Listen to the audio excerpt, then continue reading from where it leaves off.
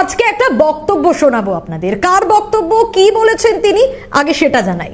আমাদের দেশের গণতান্ত্রিক কাঠামোয় এক দেশ এক ভোট শুনতে ভালো, যদিও এটা কিছুতেই মানা যায় না। আমরা কি আমেরিকার মতো রাষ্ট্রপতি পরিচালিত সরকারের দিকে যাচ্ছি? আমাদের সংবিধান তা বলে না। ভারত বিশ্বাসী গণতন্ত্র ও প্রজাতন্ত্রে সংখ্যাগরিষ্ঠতা আছে বলে যা খুশি তাই করা যায় না। আমি ইসিকে অনুরোধ করেছি, গভীরভাবে বিষয়টি ভাবুন। এটা আইএনডি এর কণ্ঠস্বর। প্রশ্ন তুলে তোপ মুখ্যমন্ত্রী মমতা বন্দ্যোপাধ্যায়ের।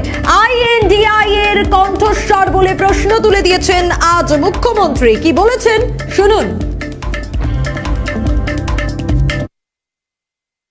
আমাদের ভারতবর্ষে ফেডারেল স্ট্রাকচার,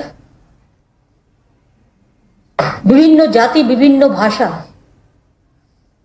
বৈচিত্র্যের মধ্যে ঐক্য, আমাদের সর্বধর্ম।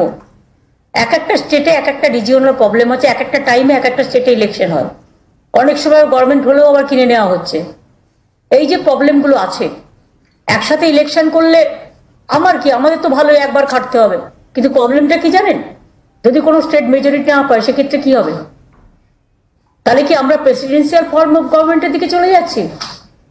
One state one election, one nation one election মানে হচ্ছে ultimately presidential form of election,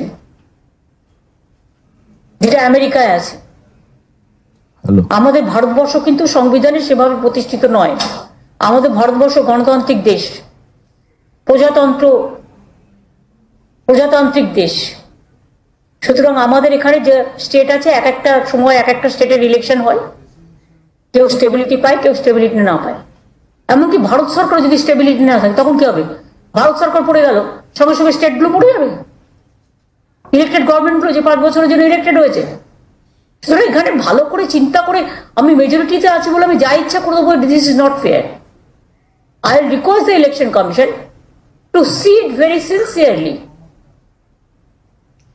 They have to be very rational in this case particularly, because this is not only in our voice, it is the India voice, that we must see our state policy, our central policy, our state structure, our federal structure, unity in diversity, and also sometimes there is a 5-state election, sometimes there is a 10-state election, sometimes there is a 1-state election.